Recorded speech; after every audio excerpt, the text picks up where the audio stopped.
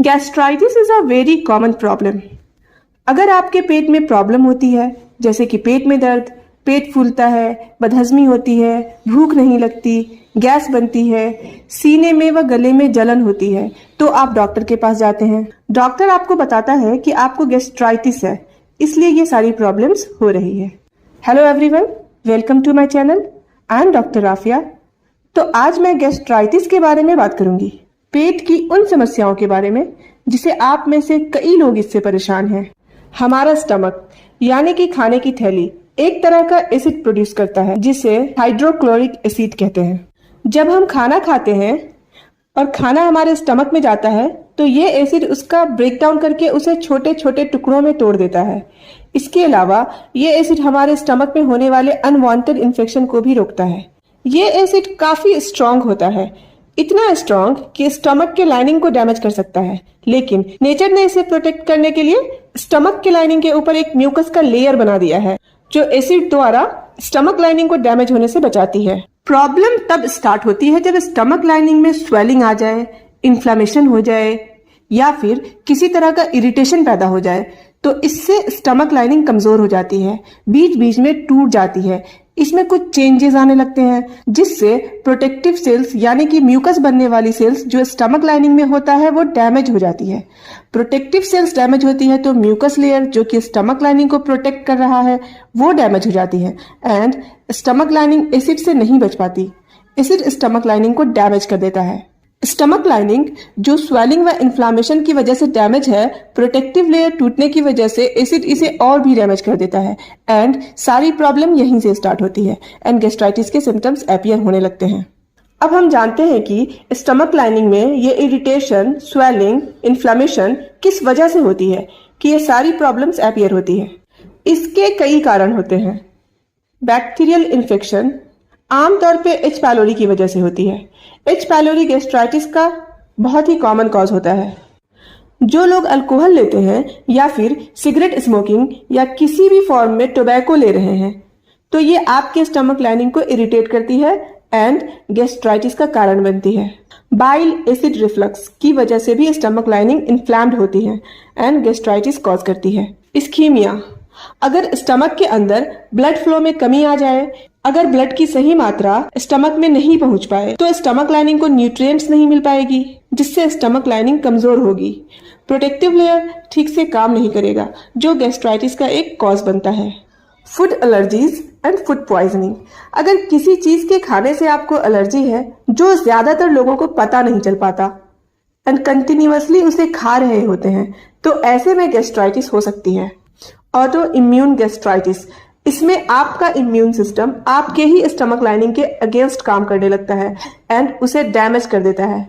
कुछ मेडिसिन लेने से भी स्टमक लाइनिंग इरिटेट होती है, जैसे कि पेन किलर लंबे समय तक लेने से गैस्ट्राइटिस की समस्या हो सकती है। स्ट्रेस बहुत ही कॉमन कॉज है गैस्ट्राइटिस का। अगर आप ज्यादा स्ट्रेस ले रहे हैं तो आपके बॉडी में स्ट्रेस हार्मोन कॉर्टिसोल रिलीज होता है जो एसिड सिक्रेशन को बढ़ाता है एंड गैस्ट्राइटिस का कॉज बनता है। गैस्ट्राइटिस के लक्षण क्या होते हैं? पेट के ऊपरी हिस्से में दर्द होता है, बदहजमी होती है, कम खाना खाने के बावजूद भी पेट भरा भरा सा रहता है, मतली व उल्टी की समस्या भी हो सकती है, डकारें आएंगी चाहे आप खाली पेट ही क्यों रहो। अगर ज्यादा दिनों तक गैस्ट्राइटिस परसिस्ट करती है तो आपकी भूख धीरे धीरे कम होने लगती है, आप खाने से डरने लगते हैं जिससे कि आपका वजन भी कम हो जाता है। अगर लंबे समय से गैस्ट्राइटिस जिसको है वो क्रॉनिक बन जाता है एंड ये धीरे धीरे आगे बढ़ती है जो कि लाइनिंग को ग्रेजुअली यानी कि धीरे धीरे डैमेज करती जाती है। लेकिन जो ग्रेजुअल डैमेज होगा वो इस तरह होगा कि डैमेज होगा फिर रिपेयर होगा एंड ऐसा बार बार होता है। ये जो डैमेज एंड रिपेयर की प्रोसेस होती रहती है ये कभी कभी आपके लिए खतरनाक भी हो सकती है। इससे लाइनिंग का कैरेक्टर चेंज होने लगता है एंड माना जाता है कि अगर इसका ट्रीटमेंट सही से नहीं हुआ तो कैंसर जैसी समस्या होने की संभावना है। लेकिन घबराने की बात नहीं है। आपको अगर गैस्ट्राइटिस है तो अपने डॉक्टर से मिले एंड सही ट्रीटमेंट लें क्योंकि ज्यादातर केसेस में ये कम्प्लीटली रिकवर हो जाती है। गैस्ट्राइटिस का ट्रीटमेंट इसके टाइप पे डिपेंड करता है कि आपको किस टाइप की गैस्ट्राइटिस है। ऑटो इम्यून गैस्ट्राइटिस जिसमें न्यूट्रिएंट्स की डिफिशियंसी हो जाती है लाइक विटामिन B12 या फिर आयरन डिफिशियंसी, तो इसे पूरा करने की जरूरत है। गैस्ट्राइटिस अगर एच पायलोरी से होता है तो इसमें proper antibiotics and acid suppressant medicine की कंप्लीट कोर्स लेनी पड़ती है। इसके लिए आप अच्छे गैस्ट्रोलॉजिस्ट से मिलें। अगर ये पेन किलर लेने की वजह से हो रही है तो पेन किलर स्टॉप कर दें। अगर आप अल्कोहल ले रहे हैं या फिर स्मोकिंग करते हैं तो इसे रोक दें। अगर ये फूड एलर्जी की वजह से हो रही है, जो कि मोस्ट ऑफ द केसेस में पता नहीं चल पाता, तो इसके लिए फूड इंटॉलरेंस टेस्ट करवानी पड़ती है एंड जिस फूड से एलर्जी है उसे कुछ दिनों के लिए रोक देनी चाहिए। अगर आप स्ट्रेस ले रहे हैं तो कोशिश करें कि ज्यादा स्ट्रेस ना लें।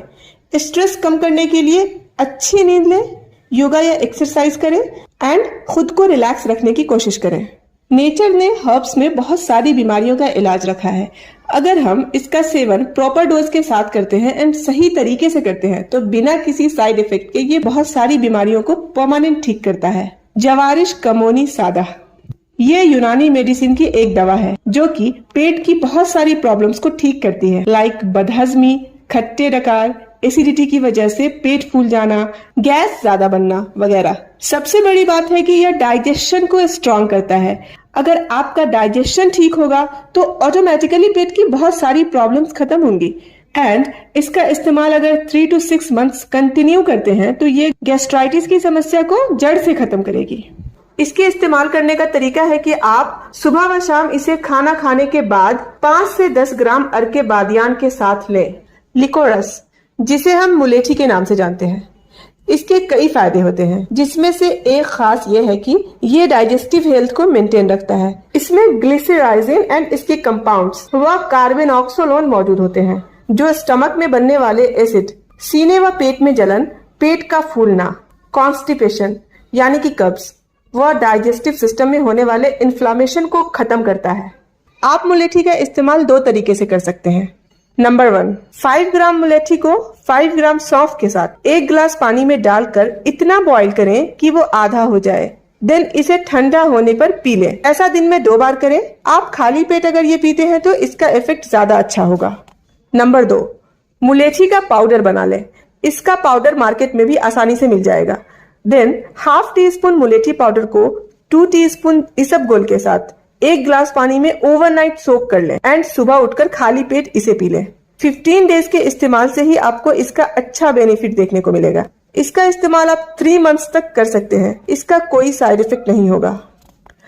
Please join my channel to make nation healthy. Thanks for watching.